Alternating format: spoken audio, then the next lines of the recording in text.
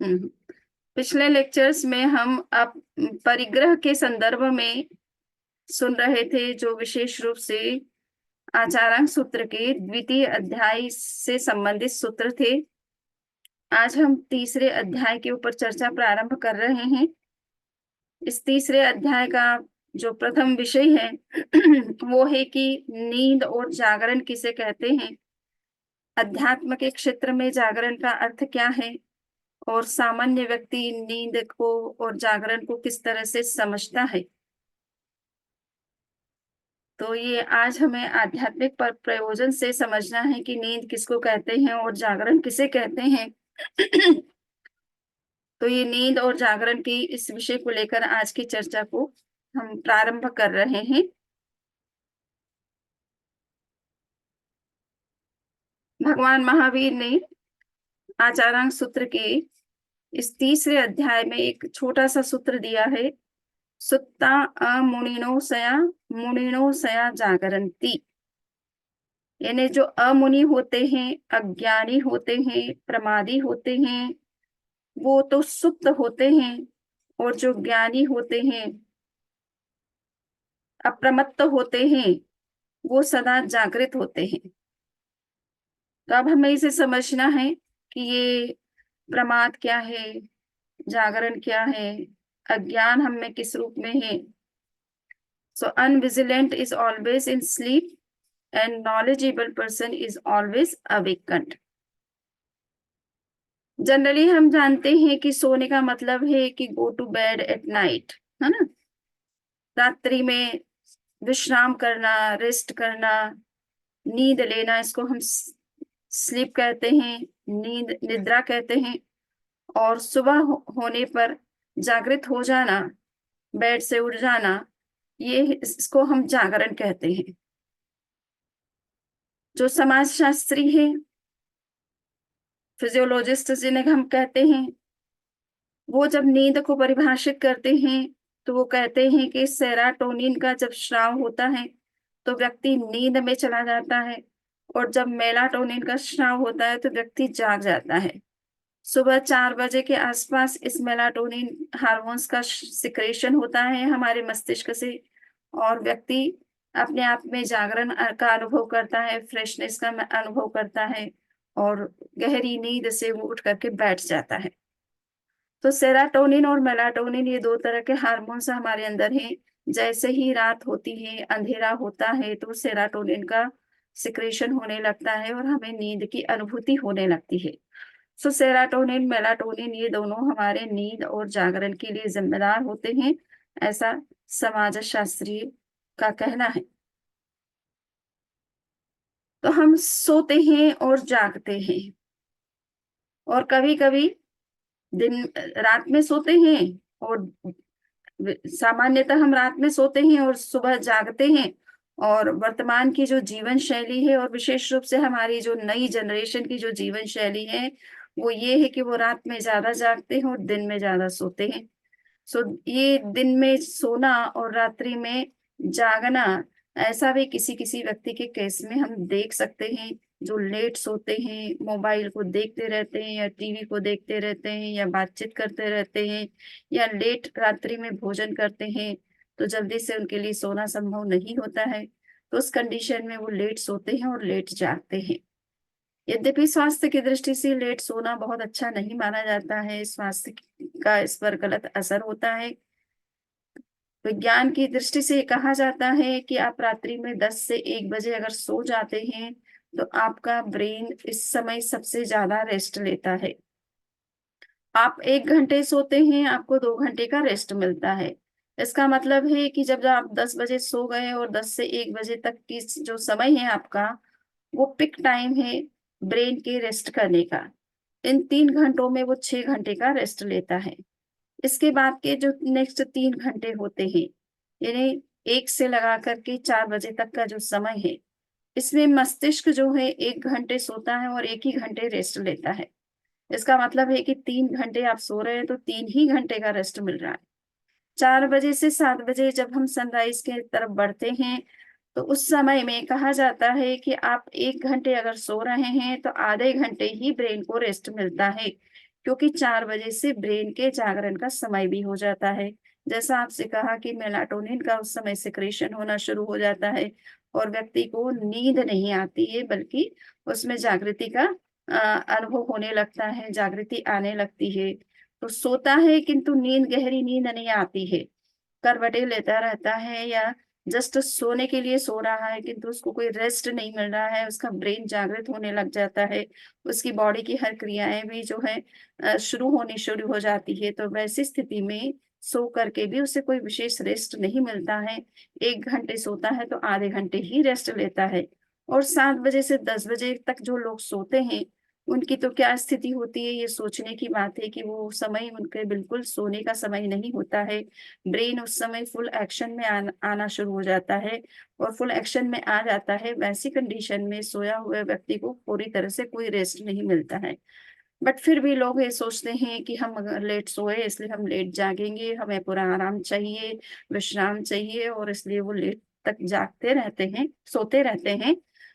और ये लेट सोने के कारण से कई तरह की हमारी समस्याएँ भी खड़ी हो जाती है। वो समस्या सबसे पहली है कि हमारे पास टाइम बहुत कम होता है, जागने के बाद दिन के सारे काम निपटाने के लिए और विशेष रूप से अगर हमें सामायिक करना है, स्वाध्याय करना है, जप करना है, ध्यान करना है और उसके लिए सबसे उत्तम समय 4 बजे से लेकर 7 बजे का समय होता है, विशेष रूप से ब्रह्म बेला, जिसे कहा जाता है सूर्योदय से करीबन 96 मिनट्स पहले जो है वो मुहूर्त का टाइम होता है। उस समय प्रकृति में पूरी ऊर्जा होती है, दिव्य शक्तियाँ वातावरण में जो है भ्रमण करती हैं।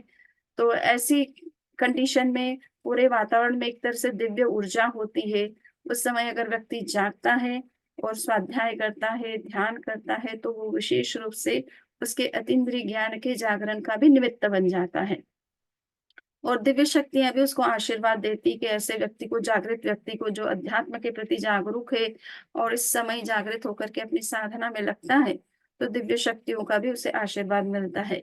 तो कहने का मतलब है कि अगर हम लेट सोते हैं लेट उठते हैं, तो उससे कई प्रकार के हमारे आध्यात्मिक जो लाभ की संभावनाएँ हैं, उनमें उनसे हम बहुत वंचित हो जाते हैं।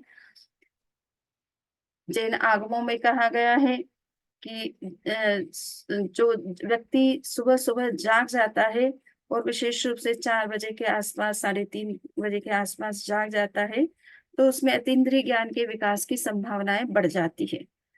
तो कहने का इतना ही मतलब है कि आध्यात्मिक जो हमें बेनिफिट मिलते हैं, वो सुबह जल्दी जागने से मिलते हैं। और जितना हम जल्दी जागते हैं, उतना ही हम अपने आप को फ्रेश भी फ़ील करते हैं। सुबह की एनर्जी बहुत अच्छी एनर्जी होती है, वातावरण में फुल ऑक्सीजन होती है, पीस होता है और उस कंडीशन में हम जो कुछ भी सोचते हैं, करते हैं, तो उसका असर हमारे ऊपर होता है। तो ये सब चीज़ें हैं कि हम जो लोग लेट सोते हैं, वो एक तरह से पूरी तरह से एक्चुअल में रेस्ट नहीं ले पाते हैं। और एक वर्तमान में ये भी मेडिकल साइंस की स्टडी सामने आई है कि रात्रि में जब हम विश्राम करते हैं, गहरी नींद में होते हैं, तो हमारी बॉडी क्लीनिंग का काम करती है। हमारे अलग-अलग जो अंग हैं, चाहे वो हमारी आंतें हैं, इंटेस्टाइन्स हैं, किडनीज़ है, हार्ट है, लीवर है, पैनक्रियाज़ है, लंग्स है, इन सभी ऑर्गन्स की क्लीनिंग चलती है रात्रि में जब हम गहरी नींद में होते हैं।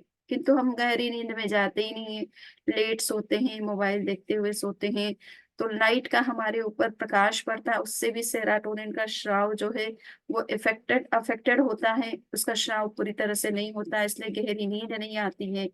तो इसलिए जितना डार्कनेस होता है उतनी नींद गहरी आती है, किंतु अगर हम लाइट में सो रहे हैं या मोबाइल देखते हुए सो रहे हैं तो उसकी तो रेज़ कितनी हार्मफुल होती है, कितनी तेज़ होती है।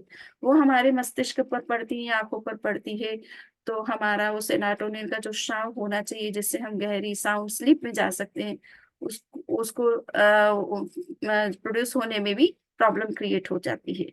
तो ये हमें समझना है कि किस तरह से रात में 10 बजे से लेकर 1 बजे के तक का जो समय है हमारे लिए साउंड स्लीप का समय होता है, साथ-साथ बॉडी की क्लीनिंग का समय भी होता है और इस समय जो है हम सोते हैं तो हमारा ब्रेन जब पूरी तरह से रेस्ट ले लेता है, बॉडी के हर पार्ट को भी प्रॉपर रेस्ट मिल जाती है, तो सेकंड डे आप कोई भी काम करते हैं तो आप फ्रेशनेस फील करते हैं और ज़्यादा एनर्जी के साथ वर्क कर सकते हैं। साथ-साथ में जो हमारा मेन इम्पोर्टेंट लक्ष्य होता है कि भई हम सुबह हम स सही समय पे अगर जाग जाते हैं, तो हमारा ध्यान, हमारा स्वाध्याय, हमारा जप, आध्यात्मिक जो भी हम क्रियाएँ करना चाहते हैं, उन क्रियाओं को का भी हम 100% लाभ ले सकते हैं। सो ये नींद लेना, ये फिज़िकल नींद किस तरह से हमारे लिए हार्मफुल है, ये आपने जानने का कोशिश किया है इसमें। और to awaken to the self is awakening into self. तो अब यही है कि जो हम सोते हैं और जागते हैं, जाग कर के भी हम सोए हुए ही हैं, जब तक हम अपने अध्यात्म के प्रति, अपने आध्यात्मिक उन्नति के प्रति जागरूक नहीं बनते हैं। उसके लिए हम कुछ नहीं करने का प्रयास करते हैं। तो हम जाग भी गए, तो वो एक्चुअल में जागरण आध्यात्मिक दृष्टि से जागरण नहीं कहलाता है, जब व्यक्ति केवल विषयों में, बाह्य जगत में ही अपना पूरा समय लगाता है, उसी के प्रति जागरूक बनता है, उसी के लिए कुछ करता है, तो वो व्यक्ति इस जाग करके भी अगर चो 4 बजे भी जग गया, किंतु वो अपने सांसारिक जो उसके काम हैं, जो गोल्स हैं, उसी में वो अगर एंगेज है, तो वो जाग कर के भी सोया हुआ है। और अगर वो सेल्फ के प्रति जागरूक बनता है, तो निश्चित रूप से वो सही अर्थ में जागा हुआ इंसान होता है। So sleep and awake in spiritual sense क्या है कि इन स्पिरिचुअलिटी जो अध्यात्म में सोने का मतलब है कि व्यक्ति इग्नोरेंट है। इग्नोरेंट का मतलब होता है कि he is ignorant about himself और his own inner authentic self. जो अपनी आत्मा के बारे में कोई बोध नहीं रखता है, कोई ज्ञान नहीं रखता है, अपनी आध्यात्मिक उन्नति के लिए कुछ प्रयास नहीं करता, प्रयत्न नहीं करता है, स्वयं के बारे में कुछ नॉलेज नहीं रखता है, उसका आध्यात्मिक लक्ष्य क्या है, प्रयोजन क्या है, इसके विषय में उसे कोई बोध नहीं है, क्या उसे इस जीवन में करना चाहिए, क्या नहीं करना चाहिए, इसका सही उसके पास में विवेक नहीं है, तो ऐसा व्यक्ति जो है वो सुप्त कहलाता है। अनविजिलेंट और दूसरा है कि जागृत होकर के भी वह प्रमाद में अगर लिप्त है, केवल बाह्य जगत में जो है वो एंगेज रहता है, बाह्य चीज़ों में, एक्सटर्नल वर्ल्ड में ही वो पूरा अपना टाइम स्पेंड करता है, वही उसके गोल्स सारे एक्सटर्नली ही होते हैं, इंटरनली वो कुछ सोचता नहीं है अपने बारे में, तो ऐसा जो प्रमादी व्यक्ति है, वो भी एक तरह से सोया हुआ व्यक्ति है, वो जागा हुआ नहीं है, आँखें भले उसकी खुली है, बहुत अलर्ट है, मल्टीटास्किंग है, बहुत कुछ करता है, सुबह से उठ कर के शाम तक एंगेज रहता है, बहुत सारी एक्टिविटीज़ में, बहुत सारे गोल्स वो अचीव भी करता है अपने लाइफ में, जो एक्सटर्नल होते हैं गोल्स होते हैं या मटेरियल गोल्स होते हैं, उनको अचीव करने में भी वो बहुत जो है आगे रहता है, किंतु उसके बावजूद भी ऐसा व्यक्ति आध्यात्मिक दृष्टि में सोया हुआ माना गया है, वो जागृत मनुष्य नहीं है। जागृत मनुष्य वही है जो अपने बारे में जानता है, अपने अस्तित्व के बारे में जानता है, अपने आत्म तत्व के बारे में बोध करता है, 9 तत्वों का विशेष रूप से जानकारी करता है, आध्यात्मिक जो प्रयोजन है उसको समझता है और उसके प्रति निरंतर जागरूक रहता है, प्रयत्न करता है, पुरुषार्थ करता रहता है कि इस जीवन में मैं जो कुछ भी स्पिरिचुअली जो ग्रोथ कर सकता हूँ, उसमें मुझे कहीं कुछ कमी नहीं रखना है, तो अधिकतम समय अपना आध्यात्मिक प्रयोजन में, आध्यात्मिक गोल को अचीव करने में लगाने की कोशिश करता है। ऐसा व्यक्ति निश्चित रूप से जागृत व्यक्ति माना गया है।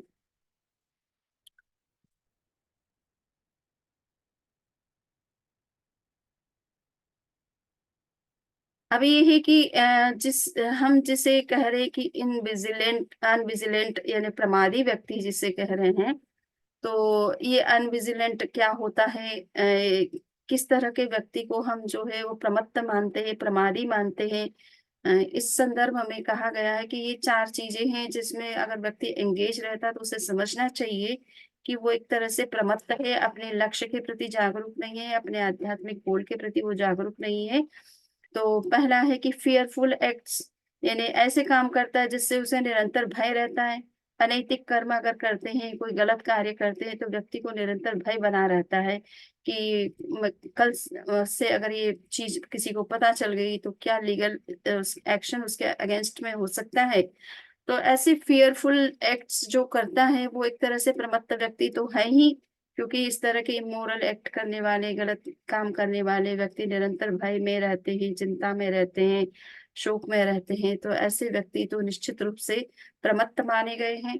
दूसरा है सेंसुअस प्लेजर्स। हम जो मटेरियल हमारे प्लेजर्स हैं, उसी में कम्फर्ट्स हैं, उसी को अपने जीवन का लक्ष्य बना करके उन्हीं को अचीव करना अपने जीवन का गोल मान लेते हैं और अधिकतम उन्हीं के बारे में कुछ सोचते हैं, प्लानिंग करते हैं, उनको अचीव करने के तरीके सोचते हैं और उसके लिए ही सारा कुछ हमारा एफर्ट होता है। मैक्सिमम टाइम हमारा उसी चीज़ों में उन्हीं चीज़ों में लगता है, खाओ, पियो, मौज करो, इसमें हम ज़्यादा अपना टाइम स्पेंड करते हैं। तो ये सब चीज़ें जो सेंसुअस जितने भी प्लेज़र्स हैं, चाहे हमारे जो आँखों को जो अच्छा लगता है, तो कुछ लोगों को टीवी में सीरियल देखना अच्छा लगता है, वायलेंट गेम्स प्ले गे खेलना अच्छा लगता है। कुछ इस तरह की चीज़ें जो हमारे लिए जस्ट हमारे फन के लिए होती है और हमारे स्पिरिचुअल बेनिफिट के लिए नहीं होती है, बल्कि हार्म के लिए होती है। ऐसी चीज़ों में हम एन्जॉय करते हैं, रुचि लेते हैं, इंटरेस्ट लेते हैं। मूवी देखना है तो हम हमारे पास टाइम है, सामायिक करने के लिए हमारे पास वक़्त नहीं है।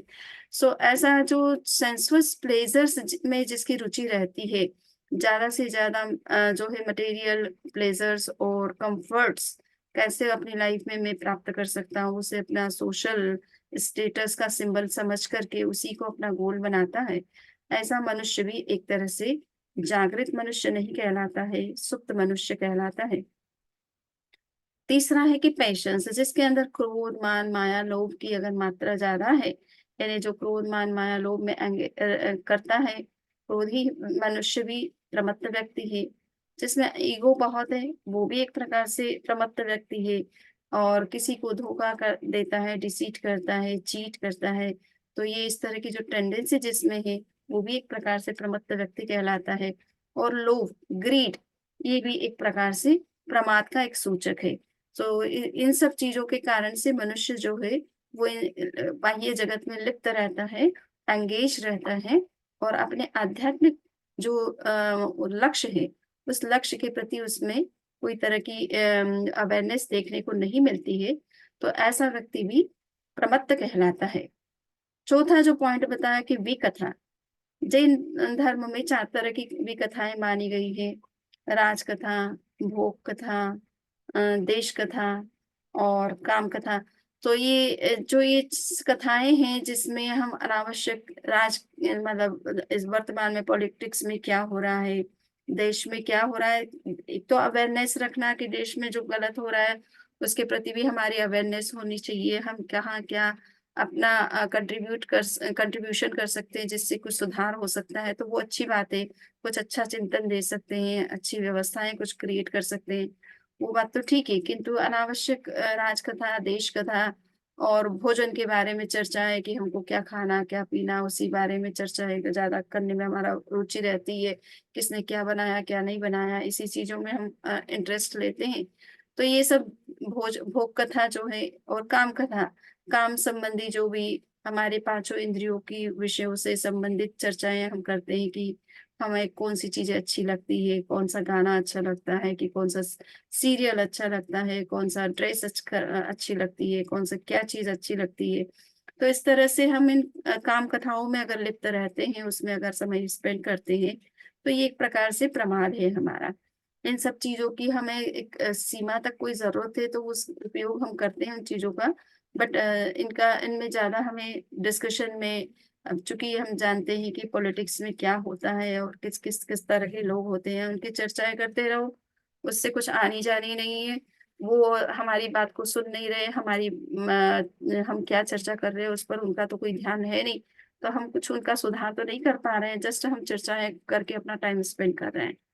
तो ये सब कथाएँ जो हैं कभी-कभी हमारा जो है समय बर्बाद करती है और इससे कुछ अचीव नहीं होता है, ना कोई हमारा स्पिरिचुअल कोई गोल इससे अचीव होता है, फुलफिल होता है। जस्ट हम टाइम स्पेंड करते हैं आलतू-फालतू की बातों में, आलतू-फालतू की चर्चाओं में। तो ये जो भी कथा है, ये भी एक तरह से प्रमाद ही है। इस प्रमाद से भी हम बचने की कोशिश करें। तो जो इन चारों चीज़ों से बचने की कोशिश करता है, वो व्यक्ति एक तरह से जागृत मनुष्य है और वही कुछ आगे अपने जीवन में बड़ा काम भी कर सकता है और स्पिरिचुअल ग्रोथ भी उसमें पॉसिबल होती है। नेक्स्ट है कि one who is awaken from within is always awake. So ये सूत्र है कि जो भीतर से जागा हुआ है वो व्यक्ति चाहे सोया भी है तो वो जागृत ही है। जैन आगमों में कहा जाता है कि साधु को निरंतर जागृत ही रहना चाहिए। वो नींद भी ले रहा है तो नींद में भी उसकी जागृति ही रहनी चाहिए। और इसीलिए कहा जाता है, निद्रा योग कहा जाता है कि हम जब रात्रि में सोते हैं तो योग यानी मेडिटेशन के रूप में नींद का उपयोग करें, यानी नींद में भी भीतर से जागरूक रहें। जैन साधु के लिए तो नियम है कि एक तरह से कि वो करवट भी लेना चाहे तो पहले उठ करके देखे अपने बिछौने पर कि कोई जीव, कोई खटमल या कोई दूसरे तरह के प्राणी उसके बेड पर तो नहीं है। उसको देखने के बाद में ही अगर है तो उसको हटा करके ही वो करवट ले सकता है। पर ऐसे ही सोए सोए आंखें बंद करके करवट नहीं ले सकता है। अगर लेता है तो ये उसका प्रमाद कहलाता है। तो नींद में भी आपको जागरूक रहना है कि मेरे द्वारा मैं नींद ले रही हूँ, तो मेरे द्वारा नींद में भी किसी जीव की, प्राणी की हिंसा नहीं होनी चाहिए। दूसरा, किसी प्रकार का मेरे अंदर में कोई अशुभ स्वप्न भी नहीं आना चाहिए, कोई गलत विचार भी नहीं आना चाहिए, किसी तरह की नेगेटिविटीज हमारे अंदर नहीं जनरेट होनी चाहिए। तो रात्रि में हम किस तरह से हमारा चित्त जो है निर्मल रहे, मन जो है शुद्ध पवित्र बना रहे, और नींद में भी हम शारीरिक जो है वो करवट लेते समय किसी तरह के प्राणी की हिंसा ना करें। इस तरह की जब जागरूकता हमारे अंदर पैदा हो जाती है तो वो व्यक्ति भले सो रहा है, आंखें बंद है, विश्राम कर रहा है, 10 बजे सो रहा है, 4 बजे या 3 बजे उठ करके बैठ रहा है, इतने समय वो सोता भी है तो वो सोया न हुआ नहीं कहलाता है, वो जागृत ही कहलाता है। तो ऐसे मनुष्य को जो है जागृत माना गया, जो भीतर से जागृत है। भीतर से जागृत है यानी अपनी आत्मा के प्रति जागृत है। और वो जो निरंतर ये चिंतन करता रहता है कि मुझे किसी तरह से ऐसा कोई कार्य नहीं करना है जिससे मेरे आत्मा का अहित हो, किसी प्रकार के अशुभ कर्मों का बंधन हो। सो एक ये भी उदाहरण है कि भाई जागृत का मतलब क्या होता है कि वो सोता भी है तो वो कोई तरह का गलत स्वप्न नहीं लेता है, कोई तरह के अशुभ स्वप्न उसके उसे नहीं आते हैं, किसी तरह का गलत चिंतन उसके दिमाग में नहीं आता है, कोई गलत एक्शन उसको नींद में भी उससे नहीं होती है। ऐसा व्यक्ति जागृत माना गया है। और इसके लिए उदाहरण दिया जाता है कि जैसे सीता का, जब सीता को वनवास हुआ था और कहा जाता है कि राम जब गए थे वनवास और सीता का हरण हो गया था, 10 महीने तक वो रावण की अशोक वाटिका में रही। और जब राम वहां पर लंका गए, रावण पर जब उन्होंने विजय की, तब सीता उनके पास में जब आई, तब उनकी अग्नि परीक्षा हुई थी। और उस अग्नि परीक्षा में सीता ने यही कहा था कि यदि मेरे मन से, वचन से, कर्म से, इवन स्वप्न में भी और नींद में भी मैंने अगर जागृत अवस्था में भी राम के अलावा अगर किसी भी पुरुष का चिंतन मैंने अगर किया है, तो हे अग्निदेव, तुम मुझे मेरी इस देह को जला करके भस्म कर दो, क्योंकि तुम ही सब सही और गलत इंसान के सारे कर्मों को अच्छी तरह से जानते हो, उसके साक्षी बनते हो। तो ये एक जागृत व्यक्ति का चिंतन है कि वो अंदर से जागा हुआ तो नींद में भी वो ये नहीं सोच सकता है कि अपने पति के अलावा किसी और पुरुष की कल्पना नहीं कर सकता है। तो ऐसा जो चिंतन जिसके अंदर होता है वो जागृत चेतना वाला माना जाता है, जिसमें कभी कोई गलत चिंतन नहीं आता है, कोई अनएथिकल चीज वो सोच नहीं सकता है, कोई नेगेटिव चीज को अपने अंदर प्रवेश नहीं करने देता है। निरंतर हर क्षण जागरूकता का जीवन जीता है, अप्रमत्तता का जीवन जीता है। भगवान महावीर ने दशविकालिक सूत्र में कहा है कि व्यक्ति को अगर अशुभ कर्मों से और सभी प्रकार के कर्मों से अगर बचना है तो उसे जागृति का जीवन जीना हुआ। जयम चरे जयम चिट्ठे जय मासे जयम सये जयम भुंजन भासन पावम कम्मम न बंधई। भगवान महावीर ने कहा कि हम ऐसा तो नहीं हो सकता है कि हम चले नहीं, हम बैठे नहीं, हम सोए नहीं, हम खाए नहीं, हम पिए नहीं, हम बात ना करें। ऐसा संभव नहीं है। जब तक जीवन है ये जीवन से जुड़ी हुई क्रियाएं भी होती रहेगी, किंतु इन क्रियाओं को करते समय अगर मनुष्य जागरूक रहता है कि ऐसा कोई स्टेप न रखे जिससे कि किसी जीव की हिंसा हो जाए, चलते समय भी वो अगर जागरूक होकर के चलता है तो सड़क पर आने वाले छोटे मोटे जीव जीव जंतु होते, उनकी हिंसा से वो बच सकता है, किसी को चोट लगने से बच सकता है, किसी का एक्सीडेंट करने से बच सकता है। अगर हम ड्राइव कर रहे हैं और पूरी जागरूकता के साथ कर रहे हैं, हम कोई मोबाइल नहीं ऐसे बात नहीं कर रहे हैं, किसी तरह का सॉन्ग नहीं सुन रहे हैं, या किसी तरह की न्यूज़ या किसी प्रकार का लेक्चर नहीं सुन रहे हैं ड्राइव करते समय। तो हमारी पूरी जागरूकता जब ड्राइव करने में रहती है, तो हम स्वयं भी अपने जीवन को सुरक्षित रखते हैं, दूसरे के जीवन को भी असुरक्षित करने से बच जाते हैं, किसी प्रकार का एक्सीडेंट करने से बच जाते हैं, कभी-कभी ट्रैफिक रूल्स को क्रॉस करने से बच जाते हैं। अगर हमारा ध्यान किसी चीज़ में लग गया, कोई बात में लग गया और हम ड्राइव करते जा रहे हैं, तो ट्रैफिक लाइट का भी कभी हमारा ध्यान नहीं रह सकता है और उसके कारण से कोई पेनल्टी भी देनी पड़ सकती है, किसी तरह का एक्सीडेंट होने की संभावना भी हो सकती है। हम काम में डिले भी कर सकते हैं, यानी हमें जहाँ पहुँचना है, जिस समय पहुँचना है, उसमें भी डिले हो सकता है, जब हमारा अटेंशन ड्राइव करने में नहीं रह कर के किसी और में चला जाता है, तो हमारी स्पीड भी धीरे हो जाती है। तो ये सब चीज़ें हैं कि हम अगर चलते समय पूरी जागरूकता के साथ चलते हैं, तो कई तरह की हिंसाओं से हमारा बचाव हो जाता है, कई प्रकार के एक्सीडेंट होने या करने से बच जाते हैं हम और अनावश्यक पेनल्टी से भी बच जाते हैं। समय पर हमारा काम जो है, जहाँ पहुँचना है हम अच्छी तरह से पहुँच सकते हैं, जो काम हमें समय पे संपन्न करना है वो हम कर सकते हैं। तो एक चलने में भी जागरूकता रखने कितने बड़े बेनिफिट से हम जो है लाभान्वित होते हैं। इसी तरह से बैठते समय भी हमें किस तरह से जागरूक रहना है। साधु-साध्वी के लिए नियम होता है कि वो जब बैठे तो पहले वो प्रतिलेखन करें, यानी उस ज़मीन को देखें कि कहीं जहाँ जिस स्थान पे वो बैठ रहे हैं, वहाँ कहीं चींटियों का बिल तो नहीं है, कोई जीव तो नहीं है, किसी तरह की हरियाली तो नहीं है, काई तो नहीं है, कोई पानी-वानी तो नहीं है।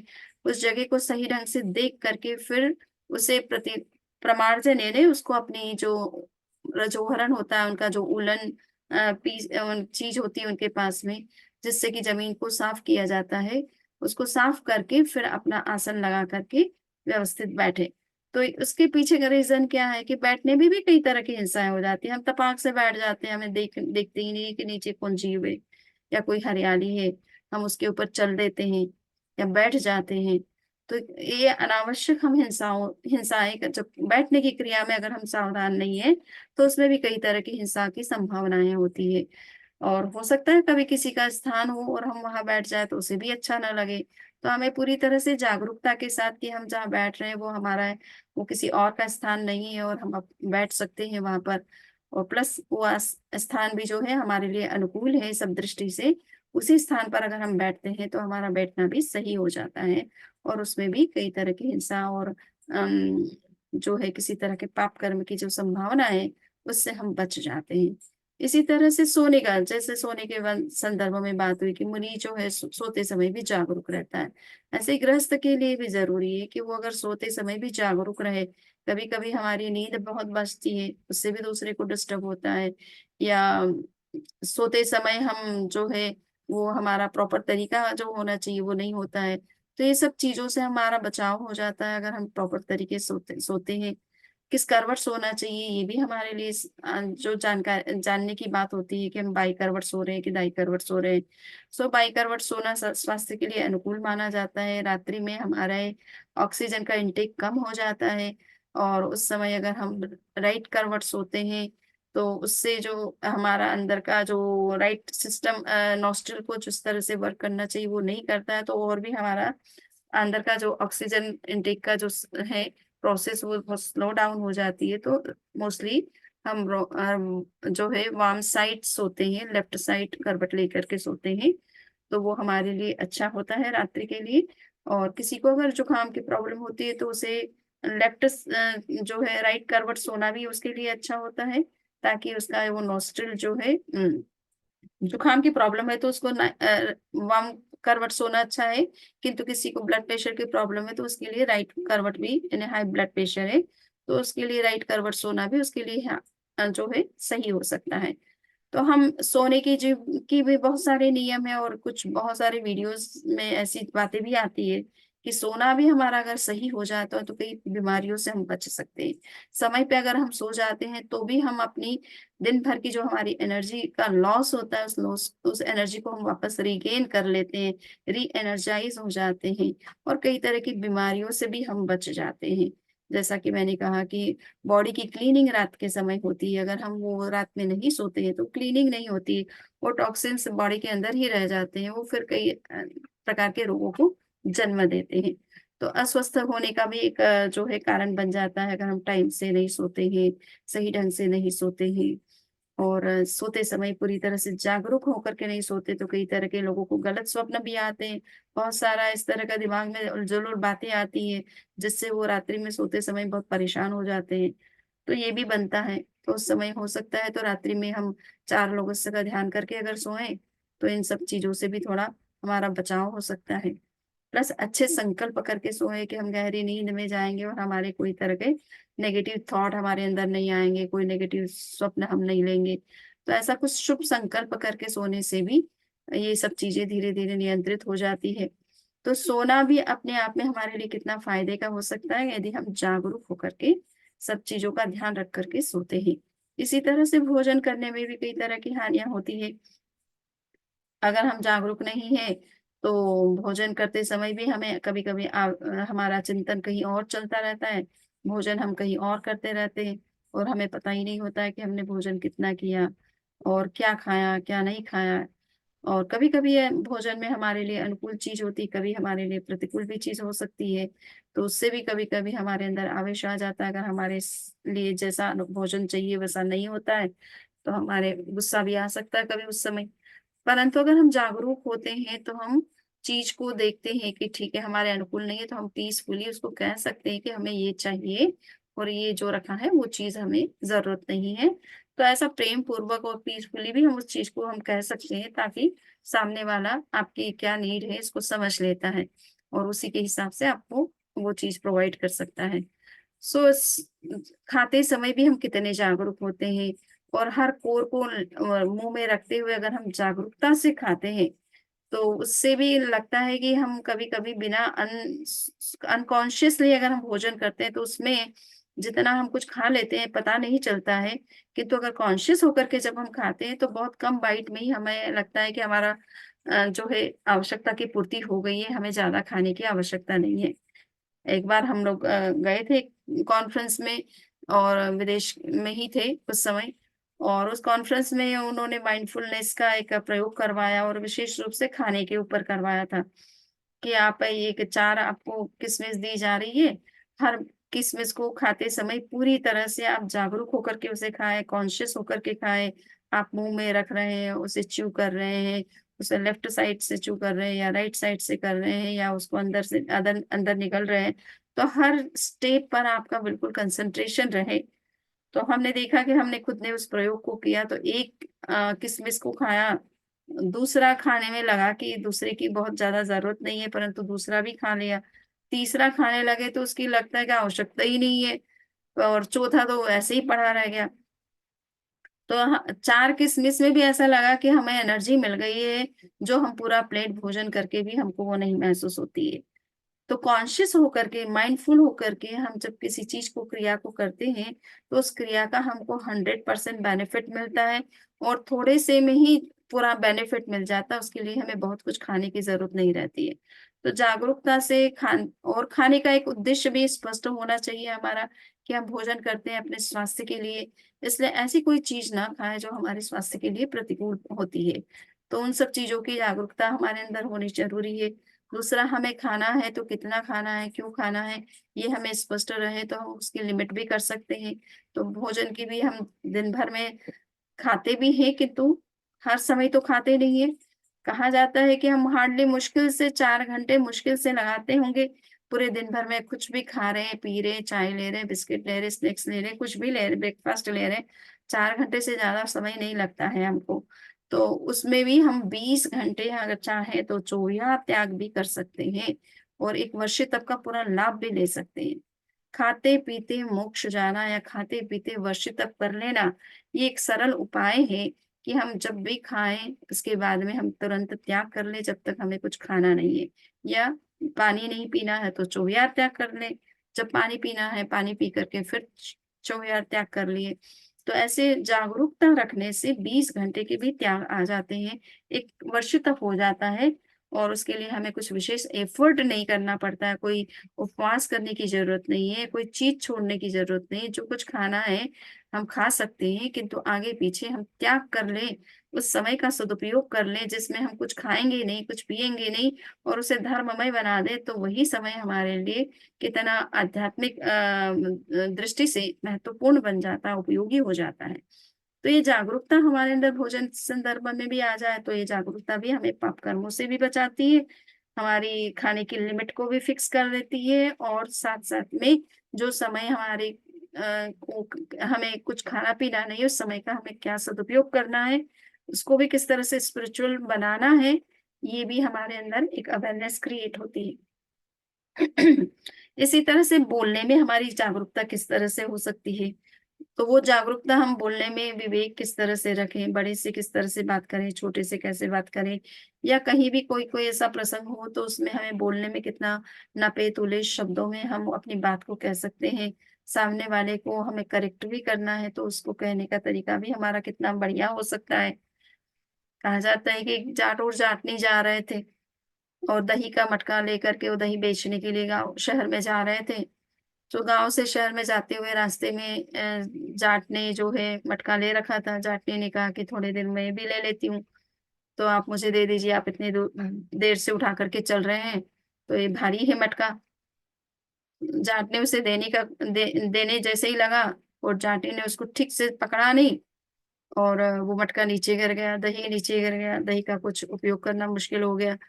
जाट को गुस्सा आ गया कि तुम्हें मैं लेकर के खुद ही चल रहा था, पर तुमने माँगा परंतु ठीक से पकड़ा भी नहीं और दही सब खराब हो गया।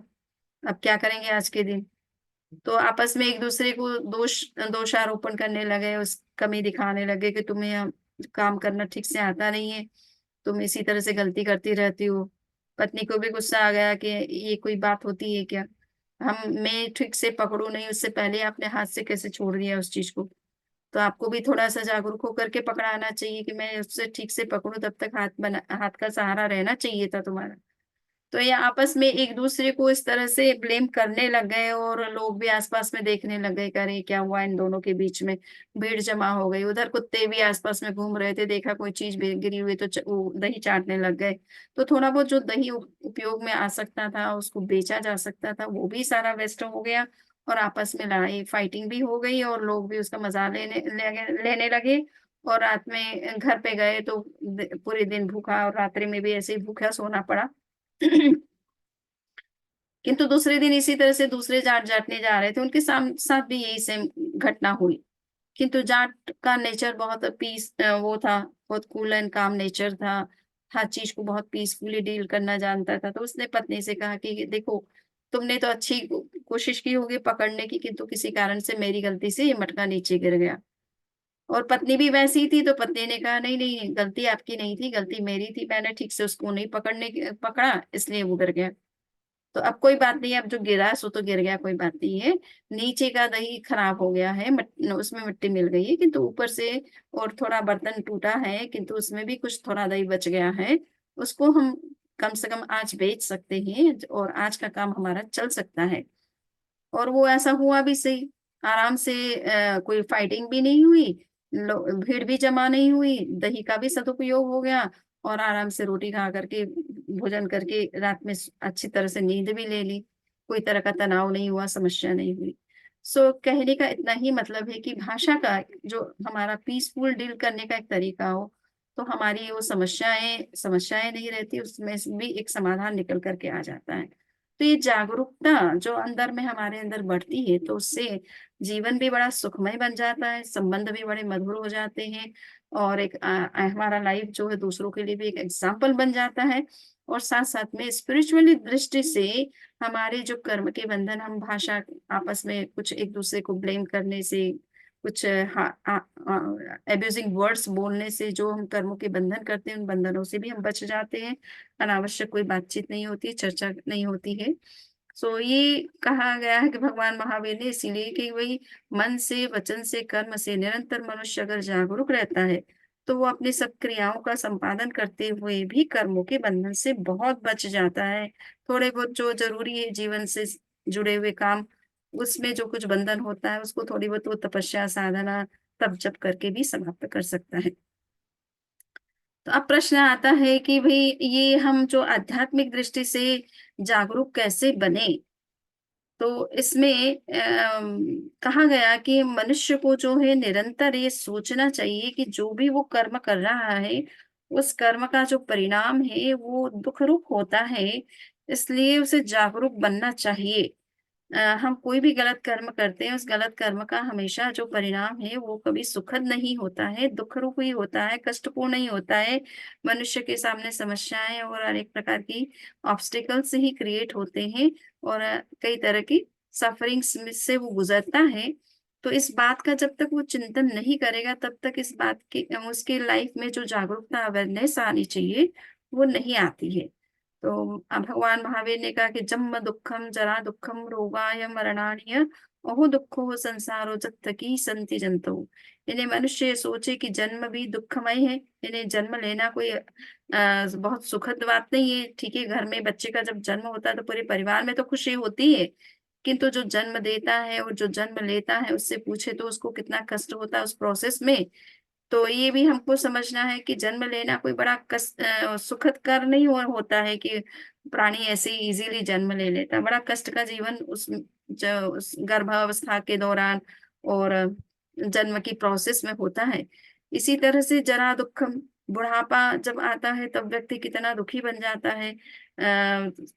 अगर कोई धार्मिक है, निरंतर अपना स्वाध्याय ध्यान जप और अच्छी बात अध्ययन में लगा रहता है, उसका बुढ़ापा जरूरी नहीं है दुखी बने। किंतु जो लोग कुछ ना करें उनके लिए बुढ़ापा भी बड़ा दुखद हो सकता है।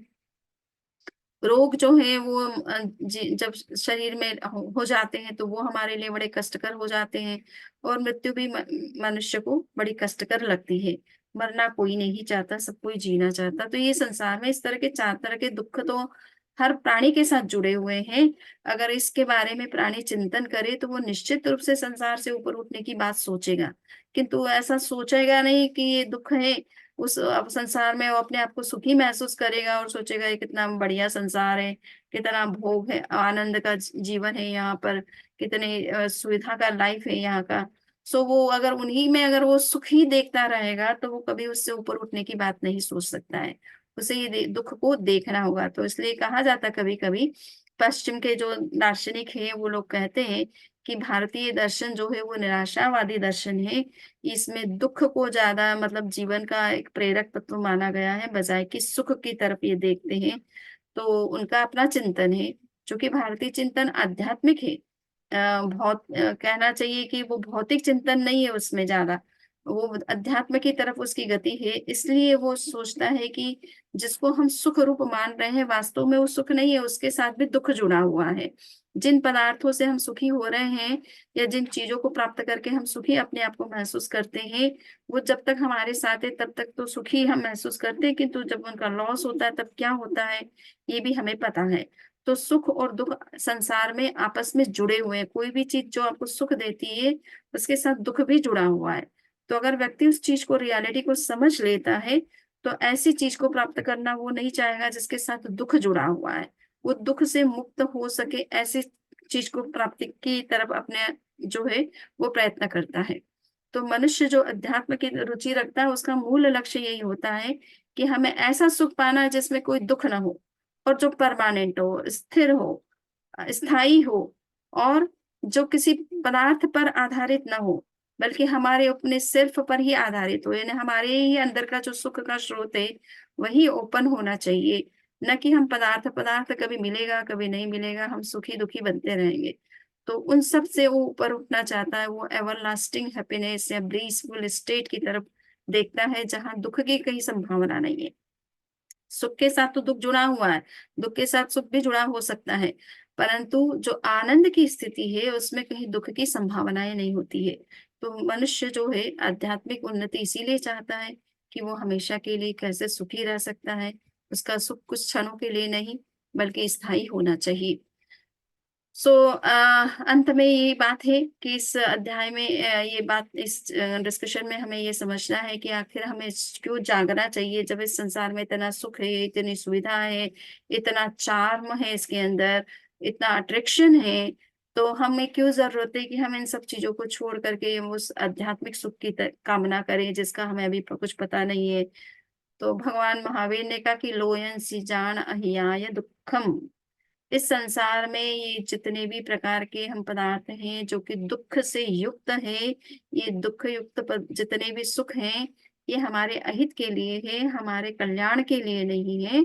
इसलिए इस बात को सोच करके कि ये जितना भी हम जो नींद में, हम प्रमाद में, या जो बाह्य जगत में, भौतिक जगत में जितना हम अपने आप को लिप्त और एंगेज कर रहे हैं और अपने आप को समझ रहे हैं कि हम बहुत अच्छा वर्क कर रहे हैं, तो ये जो एक प्रकार की स्लीप और इग्नोरेंस, अपने स्वयं के बारे में जो आपका इग्नोरेंस है, वो इग्नोरेंस एक्चुअल में, वास्तव में एक प्रकार का कष्ट है, एक प्रकार का दुख है, और ये दुख हमारे कल्याण के लिए नहीं, हमारे लिए हानि पहुंचाने वाला है। तो अगर तुम्हें ये समझ में आता है, हमें ये समझ में आता है कि ये सब चीजें, जितने भी चीजें हैं बाह्य जगत की, वो हमारे कल्याण के लिए नहीं बल्कि हमारे हार्म के लिए होती है ज्यादा। हमारा वर्तमान का लक्ष्य जो है, प्रयोजन है या अपेक्षा है, आवश्यकता है, उनकी पूर्ति तो होती है, वो कोई बात नहीं है, किंतु उसको गोल बना करके उसी के पीछे भागने से हमारा आध्यात्मिक जो विकास होना चाहिए, उन्नति होना चाहिए, उसमें अवरोध, उसमें ऑब्स्टेकल आते हैं, वो डिले होती चली जाती है, और हम अपने लक्ष्य से बहुत दूर होते चले जाते हैं। तो वो हमारे लिए सही नहीं है। ये बात सोच करके हमें भीतर से जागृत बनना चाहिए, और जो गहरी नींद है, विषयों के प्रति आकर्षण की जो हमारे अंदर जो नींद बनी हुई है, उस नींद को दूर करने का निरंतर हमें प्रयास करना चाहिए। इन्हीं विचारों के साथ आज के इस वक्तव्य को मैं यहाँ संपन्न करती हूँ। किसी के कोई क्वेश्चन है तो कर सकते हैं।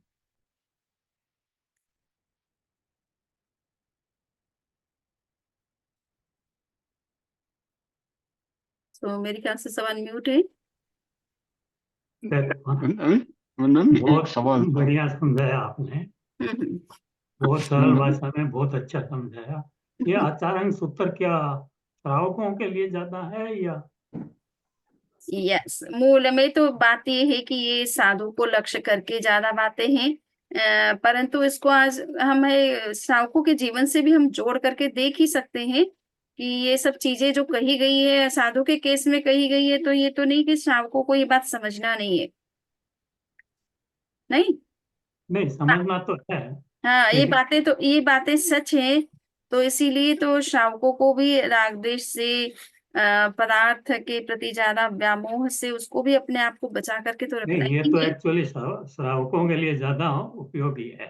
हम्म। जैसे आपने बताया, श्रावकों के रियल लाइफ में, गृहस्थ लाइफ में, सांसारिक लाइफ में बहुत ही उपयोगी है, आपने जो बताया। हम्म।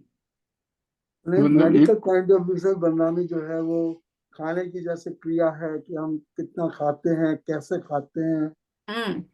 कितनी देर में खाते हैं, तो ये सारी तो साइंटिफिक चीजें हैं। हाँ, ये बहुत साइंटिफिक चीजें हैं। तो जागरूकता का मतलब ये सब सारे पॉइंट, आप चाहे हेल्थ पॉइंट ऑफ व्यू से जागरूक बने, स्पिरिचुअल पॉइंट ऑफ व्यू तो आपका सबसे आगे रहना ही चाहिए, कि जस्ट हम हेल्थ के पर्पज से ही कुछ बातें नहीं, बट स्पिरिचुअल पर्पज से भी उस चीज का हम बेनिफिट कैसे उठा सकते हैं, तो वो हमारा मेन पर्पज तो रहना ही चाहिए। बट ये हेल्थ पॉइंट ऑफ व्यू से भी सारी बहुत ही इंपॉर्टेंट चीजें हैं। और सोने में जागरूकता तो बहुत जरूरी है। अगर आदमी को हम्म। जीवन में सफल होना है तो सोने की जागरूकता तो बहुत जरूरी है। बिल्कुल। इसलिए सभी लोगों से इधर में देखते हैं, इधर में का मतलब वर्तमान में जो भी इंडिया में और है, तो लोगों का मूल सोने का और जागने का समय अगर फिक्स नहीं है, तो सारा लाइफ स्टाइल जो है उनका बहुत ही गड़बड़ चल होता है, हो जाता है। तो वो मैं इसीलिए कहती हूँ कि भाई, एक तो सोना और खाना, ये दो चीजें अगर आप टाइम पर करना सीख जाएं, तो आपको बहुत टाइम मिल जाएगा कुछ करने के लिए। बट आज की उठोगी, नई जनरेशन नहीं मानती है। हाँ बिल्कुल नहीं, रात में 2-2 3-3 बजे तक सोते हैं। अब वो सोएंगे तो उस समय नींद का समय थोड़ी है, वो तो ब्रेन को जागने का समय है, उस समय नींद आएगी कैसी? साउंड स्लीप तो आ ही नहीं सकती। मथिन मंदानी शम्मी जी, हाँ, मेरा एक वंदन, क्वेश्चन है। क्वेश्चन आंसर का सेशन है जो खत्म हो गया। एक मिनट। हाँ, चलिए, आप ले- हाँ बोलिए। अभी क्वेश्चन आंसर का है, तो एक सवाल था कि जब भी हाँ। हम छोटे छोटे व्रत करते हैं हाँ तो प्रमादवश वो टाइम उसका भंग हो जाता है, तो हाँ हर टाइम उसका प्रायश्चित लेने के लिए इधर उधर ये करना पड़ता है कि हम अपने आप ही प्रतिज्ञा लेते टाइम हम अब अपने आप ही धर लेंगे कि अगर इसका भंग हो जाए तो मैं एक माला फेर लूंगा, नहीं तो ये करूंगा वो करूंगा। ऐसे कर सकते हैं कि नहीं कर सकते? ऐसा भी कर सकते हैं आप। जब खुद छोटे छोटे नियम अगर ले रहे हैं तो आप अब उसके साथ कि अगर मेरे से ये नियम भंग होगा तो मैं एक माला फेरूंगा, ये या मैं एक आसन करूंगा या उपवास करूंगा, ऐसा आप अपने आप से भी ले सकते हैं। और साथ राइट। साथ में जैसे प्रतिक्रमण हो के समय प्रतिक्रमण जरूर कर लें आप। ऐसा हम्म, 15 दिन में करें, चाहे चातुर्मासिक प्रतिक्रमण करें, बराबर। चाहे संवत्सरिक प्रतिक्रमण करें, ताकि जो दोषों की आलोचना सही ढंग से होनी चाहिए वो भी हो जाए। और योग मिले तो फिर गुरु से भी साल भर के लिए प्रायश्चित ले ले, ये पूरे साल के राइट। अंदर का। राइट। तो अच्छा, और एक क्वेश्चन अपने था। आप से करने से ठीक है, जितना आप हम्म, शुद्धिकरण हो जाता है उतना हो जाता है। परंतु बराबर। कभी कभी अपने को पूरा पता नहीं होता है कि मेरी इस गलती का क्या शुद्ध प्रायश्चित होना चाहिए। तो वो गुरु बराबर। के मुख से लिया हुआ होता है तो उससे ज्यादा शुद्धिकरण हो जाता है। परंतु हम्म, वो भी आप कर सकते हैं, अपने हम्म। आप भी कर सकते हैं। अच्छा, दूसरा क्वेश्चन था समझ कि आप जो बोलते हैं ना कि खाना खाया फिर नहीं खाने का ये व्रत किया, फिर खाना खाया, फिर उसके बदले समझो कि हम लोग ये बोले सुबह में कि पूरे दिन में मैं 3 घंटे से ज्यादा खाना नहीं खाऊंगा, पीऊंगा नहीं, तो वो चल सकता है कि नहीं, कि वो गलत है? वो उसको जो शास्त्र की भाषा में जैसे सुप्रत्याख्यान नहीं कहते, उसको कहते दुष्प्रत्याख्यान, एक तरह से कि वो त्याग करने का सही तरीका वो नहीं है। उसमें क्या है कि आप एनी टाइम आपके मन में आ सकता है, आप 24 आवर्स में या डे टाइम में जब भी आपको खाने का मन कुछ हो तो आप खा सकते हैं। आप सोचेंगे 3 घंटा, तो तीन हम्म, घंटा कौन सा, ये नहीं पता है ना। तो बराबर। 12 ही घंटे में आप निरंतर ओपन जैसे रहते हैं कि भाई ये कौन सा 3 घंटा, कौन से समय आप खाने वाले हो। तो हम्म, इसलिए मेरा ये कहना होता है कि भाई टाइम को फिक्स करो साथ में, है ना। नहीं, तो लेकिन पहले वाले में हम नौ दोष द्रव्य लगता से है कि अधिक 9 द्रव्य से अधिक नहीं खाएंगे, वो भी सही है, परंतु 9 द्रव्य में कौन से द्रव्य नहीं खाओगे और कौन से नहीं खाओगे, ये भी हम्म, अगर क्लैरिटी होती है तो सही वो से सही प्रत्याख्यान का सही तरीका वही है कि जितना आप क्लैरिटी के साथ चीज करोगे वो त्याग सही ढंग का होगा। नहीं तो और सभी 9 द्रव्य में कौन से 9 द्रव्य, तो दुनिया के सारे ही द्रव्य खुले हैं आपके लिए, उसमें से किस 9 को चुनाव करोगे ये पता नहीं है। तो जैसे मतलब ये जो स्वामी जी मेरा एक क्लैरिटी नहीं क्वेश्चन है। होगी तो उसमें दोष लगता है कि नहीं? उसमें दोष ये लगता है। उसमें दोष की संभावना इस अर्थ में है कि आप एक्चुअल में त्याग करके भी ओपन ही है। 3 घंटे से ज्यादा तो कोई भी नहीं खाता है। हाँ वो बात अच्छा। सही है। परंतु वो एनी टाइम, मैं खुद ने भी मैंने अपने ऊपर भी इसी तरह का एक्सपेरिमेंट किया तो मुझे ये लगा कि ये तरीका सही नहीं है। क्योंकि हम्म, इसलिए मैं अभी इच्छा हो गई तो अभी खा लिया, फिर कभी इच्छा हो गई तो फिर कभी खा लिया, सोचा कि 4 घंटे से ज्यादा तो मुझे टाइम लगेगा ही नहीं खाने में, तो मैंने हम्म, 4 घंटे से का त्याग कर लिया। बट फिर वो मन ये होता है कि अभी मैं ये चलो अभी आहार आ गया तो अभी कर लेते हैं, बाद में आया तो बाद में कर लिया, कभी आया तो किसी ने कुछ कह दिया तो वो ले लिया। तो सपोज कहने का मतलब इतना ही है कि हम ओपन है एनी टाइम ना, वो 4 घंटे कौन से हमारे ये फिक्स नहीं है, हम पूरे बराबर। 12 आवर्स में कभी भी कुछ खा सकते हैं। तो हाँ ठीक है, कुल मिलाकर के हमारा 4 घंटे से ज्यादा समय नहीं लगेगा, ये बात सही है। बट तो उस वो भी ये है कि वो 4 घंटे कौन से हैं, सारा ही टाइम हमारे लिए ओपन है। सो ये एक तरह से दुष्प्रत्याख्यान जैसी बात है कि इसका ये प्रत्याख्यान का सही तरीका नहीं। आप या तो फिर ऐसा है कि जैसे आपने सुबह उठते से ही पानी पी लिया, फिर लगता है कि अभी आधे घंटे तो मुझे कुछ नहीं पीना है, तुरंत त्याग कर बराबर। दिया। खाना खाने के राइट। बाद लग रहा है कि 1 घंटा मुझे पानी भी नहीं पीना, खाना भी नहीं, तो मैं तुरंत त्याग कर लिया। 4 बजे तक मैं कुछ नहीं, पानी के अलावा कुछ नहीं लूंगा, तो 3 आहार का त्याग कर लिया। थोड़ा सा जागरूकता बनानी पड़ती है, उसमें भी नहीं तो प्रमाद हो जाता है। पर जागरूकता अगर बनाए तो जस्ट ठीक है, आपने खाया और उसके बाद आप कितनी देर नहीं खाएंगे, तुरंत त्याग कर ले उसी समय, बस पानी पिया त्याग कर लिया, खाना खाया त्याग कर लिया, कुछ खाया त्याग कर लिया, बस। तो हमने ऐसे देखा जो है नाग रात जी को भाई भी को हम वो लोग ऐसा जो करते थे पानी, खाना। रात नाग को जी भी भाई जो करते पानी थे पीने हाँ की हाँ। 3 घंटे करते का हैं ना 4 घंटे बचकान, का हर खाने के तो बाद त्याग। वो पानी का समझो कि वो ग्लास में भर के पानी की यही पानी में पीऊंगा, हम्म या मैं पहचान लिया कि मैं 1 गिलास पानी से ज्यादा नहीं पीऊंगा रात को, और हम्म। वो ग्लास पानी भर के रखा और यही पानी में पीऊंगा, उसमें फर्क है कि नहीं दोनों में? पहले वाला जो है 1 गिलास पानी, उसमें फिर दोष लगता है नहीं, कोई? वो कोई बात इतना ही है कि मेरे घर के अंदर जो पानी है उसी का उपयोग करूंगा, पर एक गिलास कर दिया वो भी ठीक है। और अब पास में रख लिया उस गिलास को कि पानी के अलावा मुझे कुछ नहीं पीना है, तो ये और ही ज्यादा अच्छा, क्लैरिटी इसमें ज्यादा अच्छी बजाय। शम्नी जी, यदि शम्नी ऐसा जी, बोले मेरा कि एक नो, क्वेश्चन जब तक नोवा नौ का मन नहीं पढ़ लेंगे, जब तक कुछ नहीं खाएंगे पिएंगे, तो ये चलेगा क्या? ये भी वैसा ही है कि आप नहीं कब पढ़ोगे कब नहीं पढ़ोगे इसका क्या पता चलेगा ना। यदि कुछ है ना, आप 2 मिनट पहले भी आपको लगा तो आधे घंटे पहले भी आप नौकार मंत्र पढ़ सकते हो, और आधे घंटे बाद में भी पढ़ सकते हो। ये त्याग तो थोड़ा बहुत हो गया, परंतु मैंने आपसे कहा ना कि इसमें क्लैरिटी नहीं है, इसमें सुनिश्चितता नहीं है आपके कि आप कितनी बजे तक नहीं करोगे, ऐसा कुछ नहीं है क्लियर।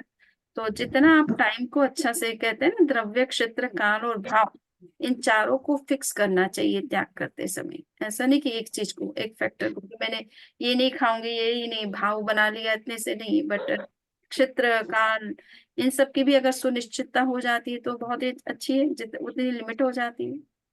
जी। और सबने जी, कि आपने मेरा जो एक बोला ना क्वेश्चन कि है रात को कि रात को अभी रात आपने को बताया सोने था। अच्छा, एक जना बोलेगा तो पता चलेगा ना। आपने बोला था ना रात को सोते टाइम जागरूक रहना चाहिए, जब आप पड़खा फरते हो तो भी वो पहुंच के करना चाहिए। यस। अभी साधु जो है रात को सोते हैं, लाइट तो रहती नहीं है, यस। तो समझो कि उसको ये पास बदलना है, तो कैसे वो देखेगा कि भाई खटमल है कि नहीं, कि चींटी है कि नहीं उसमें, जब लाइट नहीं है, तो how he can do that? हाँ, ऐसा है कि कहीं थोड़ा बहुत आसपास में लाइट रहती है, थोड़ा हल्का प्रकाश रहता है, कमरे में आता भी है, एकदम बिल्कुल अंधेरा तो नहीं हो जाता है। और फिर भी ये है कि देखिए कि उसे दिखाई दे या ना दे, फिर भी उसको जागरूक होकर के करना चाहिए। उसको अपनी जागरूकता बनाए रखनी चाहिए, है ना। कभी हो सकता है कि उसे दिखाई नहीं दे कोई, कभी बिछोने पर सांप आकर के, आपने सुना ही होगा कि एक गौरा जी साध्वी जी थी जिनको अवधि ज्ञान था, और उनके साथ में कोई साध्वी जी थी, तो उनको उनके बिछोने पर सांप आकर के बैठ गया, तो उन्होंने, हाँ अंधेरा वो था पूरा, उनको दिखाई नहीं दिया था, तो उन्होंने कहा कि देखो तुम्हारे बिछौने पर सांप है, इसलिए तुम जागरूक रहो इस विषय में। तो हाँ वो पढ़ा था मैं वो उनको पास अवधि ज्ञान था तो उनको दिख गया अंधेरे में, परंतु हाँ उस हाँ साध्वी को जिसके पास वो ज्ञान नहीं था उसको तो नहीं दिख रहा था ना। तो ऐसा हम्म, हो सकता है कि कभी right, अंधेरा होने के कारण से वो चीज को आप न देख पाओ, फिर भी आपका दायित्व बनता है कि आप जागरूकता पूर्वक अपनी करवट लो, उठ right, करके एक बार के लिए अपनी ओर से जितना जो विधि है उस विधि का पालन करते हुए करवट लेना चाहिए। इसके लिए एक आनंद की एक मैं बताती हूँ कि बुद्ध के श्रावक का नाम भी आनंद था, जैसे भगवान महावीर के श्रावक का नाम आनंद था। right, एक बार आनंद किसी से बात कर रहे थे और उन्होंने बुद्ध का जो माइंडफुलनेस का जो कंसेप्ट बहुत फेमस है कि हर क्रिया में जागरूक रहो, तो वो एक बातचीत करते हुए उसके कंधे पर एक मक्खी बैठ गई, तो उन्होंने बातचीत करते हुए यूं हटा दिया, और फिर एकदम उनको ध्यान में आया कि मैंने हटाते समय जागरूकता से नहीं हटाया, मैंने झटके से हटा दिया, और मक्खी को हो सकता है कि मेरे हाथ से वो मर भी गई होगी, झटके के साथ अपने छोटे छोटे जीव तो मर भी जाते हैं।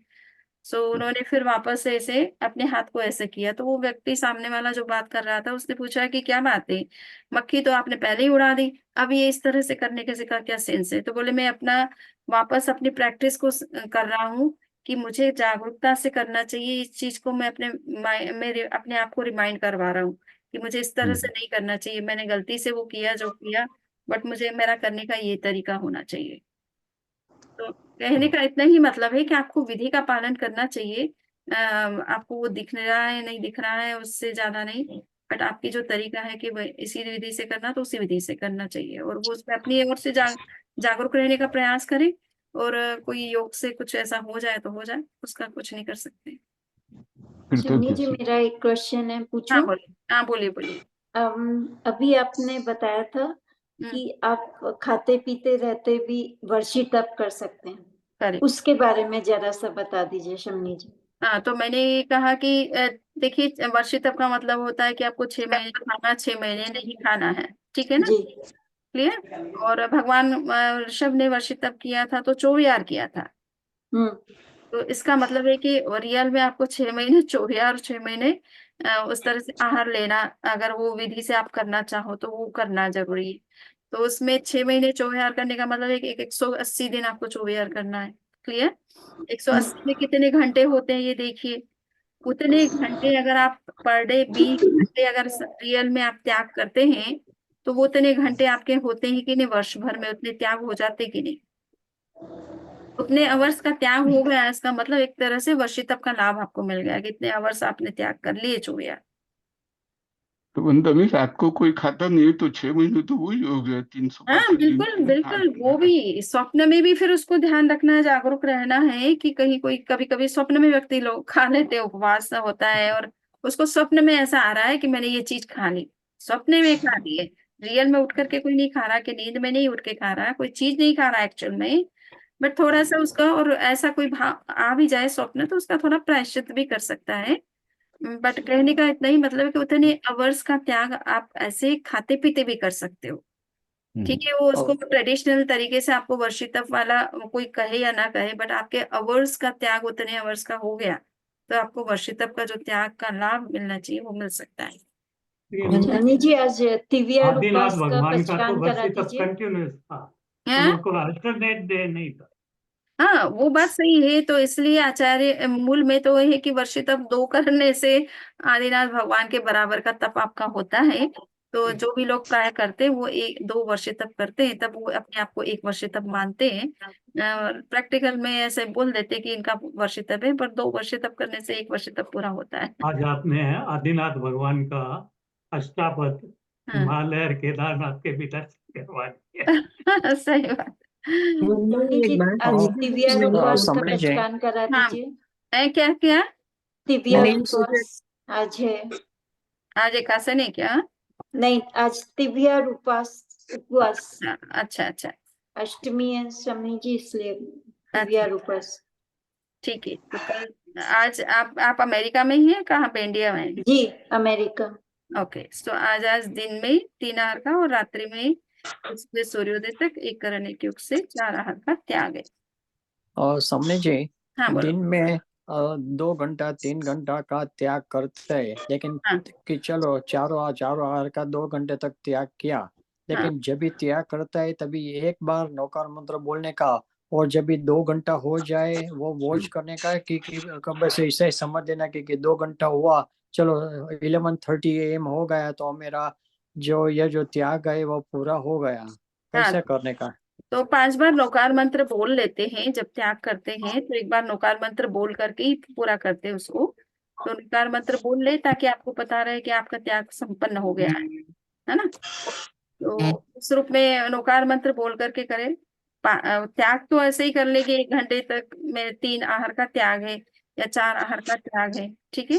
और पालन करते समय एक बार या 5 बार जो भी आपका संभव है, नौकार मंत्र बोल करके उसको पूरा कर लें। बराबर।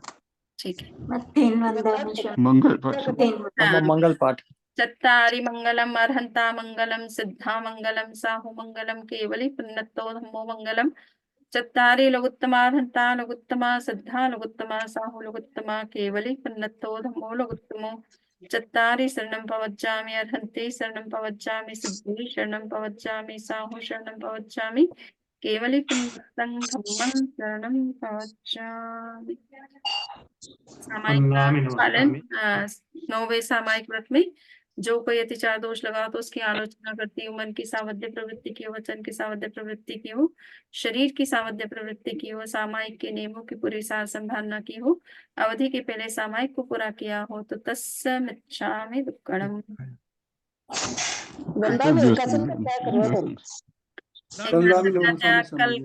कल सुबह सूर्योदय तक 1 करण 1 युग से 1 टाइम से अधिक खाने का त्याग है, और शेष टाइम 3 आहार का और रात्रि में 4 आहार का त्याग है। वंदामि हम्म। स्वामी स्वामी जी। कृतज्ञ अर्हम वंदामि नमन स्वामी शम्मी जी। अर्हम मत्थेन वंदामि अर्हम। हाँ जस्सू भाई जल्दी उठ गए। वंदामि नमस्कामि स्वामी जी। राकेश भाई, शिक्षा, बबीता, वंदामि भाभी, नमस्कामि जी। लीना, यस, प्रताप जी। गणपत जी, वंदामि नमः स्वामी समनी जी। हाँ विकास, वंदामि नमः मते स्वामी समनी जी। हाँ बिल्कुल अरहम मते बंदामी अरहम शबनम। अरहम, वंदामि नमः स्वामी समनी जी। हाँ हाँ अरहम, वंदामी हम स्वामी सुख साता है वंदामी। बिल्कुल चाहता है वो आगे की क्लास होगी।